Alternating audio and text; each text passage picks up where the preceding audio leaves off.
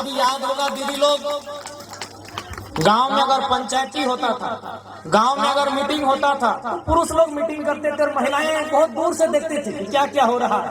लेकिन आज समय बदला है।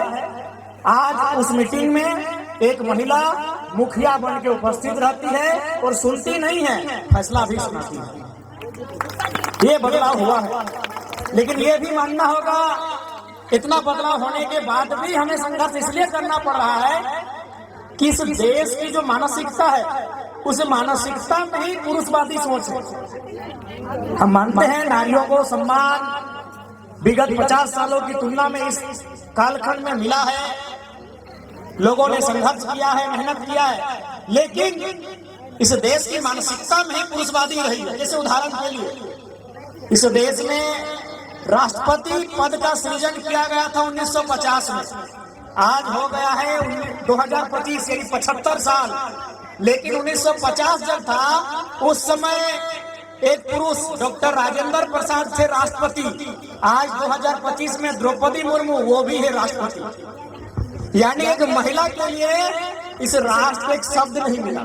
यानी एक महिला भी अगर प्रेसिडेंट है तो राष्ट्रपति, और एक पुरुष भी प्रेसिडेंट है तो राष्ट्रपति। एक शब्द नहीं मिला, क्योंकि सोच ही पुरुषवादी रही है।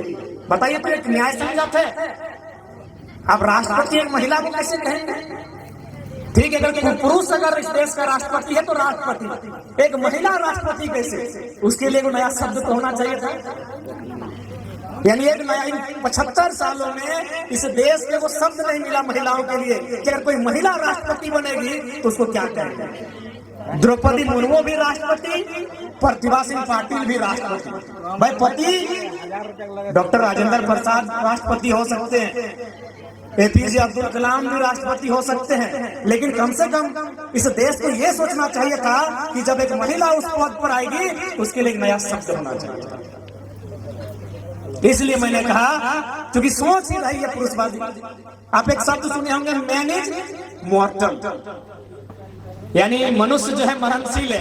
कहा भाई वोमेन नहीं है, मैन इज मॉर्टल, तो कहा वोमेन उस कैटेगरी में नहीं है। इसलिए आज भी हमें लगता है नारी को सशक्त होने के लिए, नारी को अपने सम्मान, अपने हक को पाने के लिए संघर्ष करने की आवश्यकता है। और ये 21वीं सदी का दौर निश्चय एक नारी का है। नारी निसंदेह सब पे भारी पड़ेगी। ये दौर नारी सशक्तिकरण का है।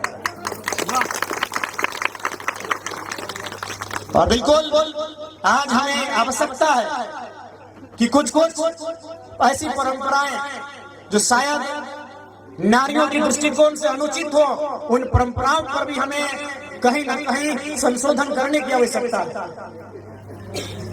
कभी कभी हम उन विषयों का खंडन करते हैं तो लोग हमारी आलोचना करते हैं। जैसे अचानक एक दिन हमारे दिमाग में एक बात आया कि कोई महिला 70-80 साल की उम्र में अगर वो अपने पति से पहले अगर स्वर्गवासी हो रही है तो लोग उसको कहते हैं सुहागन। एक महिला जो 60-70 साल की उम्र है उसकी, वो स्वर्ग सुधार रही है, यानी अपने शरीर को त्याग कर रही है, लेकिन शर्त उसका पति जिंदा है, वो सुहागन है। लेकिन यही अगर अपने पति से बाद में अगर इस दुनिया को छोड़ रही है, वो अभागन है। तो हमने को तर्क दिया कि आप सर्वे कीजिए तो पूरे भारत देश का जितना भी पति और पत्नी का शादी हो रहा है, एक लड़का और एक लड़की का, अनुमान लड़का का आयु बहुत ज्यादा होता है कि नहीं होता? एक दो मिल जाता है, अभिषेक बच्चन और सचिन तेंदुलकर। जनरली लड़की की उम्र 5 साल 10 साल लड़का की तुलना में कम होता है। यानी भाई आप क्या चाहते हैं? आप उसको सुहागन यानी बढ़िया कम कहेंगे जब वो पहले मर के चली जाए।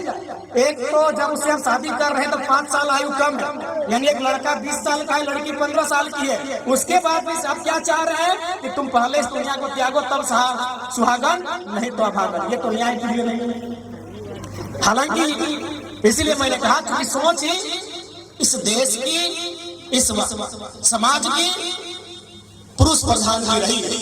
इसलिए महिलाओं को चुनौतियों का सामना करना पड़ा था, आज भी करना पड़ रहा है।